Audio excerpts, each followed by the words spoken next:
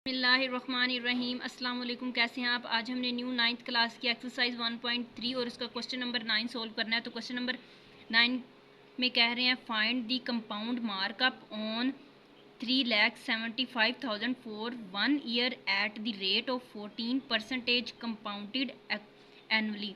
हमने क्या करना है कि क्वेश्चन के अंदर क्या कह रहे हैं, मार्कअप का मतलब होता है कि वो अमाउंट, अगर हम किसी बैंक से अमाउंट लेते हैं तो उसको जब हम वो हमें मुद्दत देते हैं और उस मुद्दत के बाद हमने उसको जब रिटर्न करना होता है तो हम उसको उस अमाउंट को दुगना करके देते हैं या फिर उनकी शराइत के मुताबिक उनको बढ़ा के देते हैं। तो इस मार्कअप का मतलब होता है बढ़ी हुई रकम।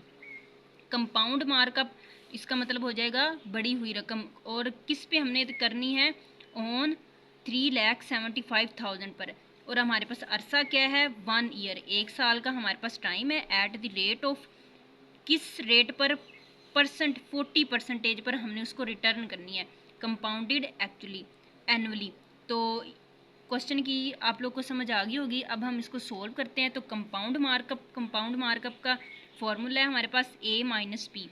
अब a माइनस पी, यहाँ पे a हमारे पास है अमाउंट आफ्टर इंटरेस्ट, यानी जो अमाउंट हम वापस करेंगे तो उसको बढ़ा के करेंगे। तो a का मतलब ये है कि अमाउंट आफ्टर इंटरेस्ट, यानी बढ़ी हुई रकम। अब p का मतलब है इनिशियल अमाउंट, यानी जो पहले हमारे पास, जो हमें पहले वो हमें वो पहले जो वापस करेंगे, उसका मतलब ये है। अब नीचे मैंने इसको लिख भी दिया है कि ए का मतलब है amount after interest, P equal है प्रिंसिपल या फिर इनिशियल अमाउंट जो हमारे पास पहले मौजूद है। अब इसका फॉर्मूला हमारे पास आ जाएगा ए इक्वल है P into 1 plus R over 100 bracket और यहाँ पे एन। अब ये तो ए हो गया हमारे पास अमाउंट आफ्टर इंटरेस्ट और पी हमारे पास हो जाएगा इनिशियल अमाउंट। अब यहाँ पे हम पुट कर देंगे पी की जगह पर इनिशियल अमाउंट हमारे पास मौजूद थी जो कि 3,75,000 थी। अब ये हमारे पास आ जाएगा 1 प्लस, अब आर जो है वो रेट है जो उन्होंने बताया हुआ है 40%, यानी 40% जो 40% के हिसाब से हमने उसको रिटर्न करनी होगी बढ़ा के अमाउंट। अब नीचे 100 है तो 100 आ जाएगा और यहाँ पे आ जाएगा 1।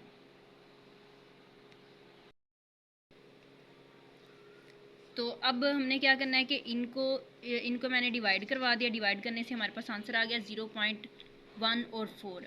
अब इन दोनों को प्लस करवा दिया, 1.14 आ गया। अब यहाँ पे अब इनको हमने मल्टीप्लाई किया तो हमारे पास ये वाला आंसर आ गया। अब कंपाउंड मार्कअप फॉर्मूला वो जो हमने फाइंड करना था a माइनस पी, तो इसकी जगह पर मैंने a की जगह पर a की वैल्यू पुट की और p की जगह पर p की वैल्यू पुट की। अब इन दोनों को हमने सब्ट्रैक्ट किया तो हमारे पास ये आंसर, माइनस करने से हमारे पास ये आंसर आ गया 52,500।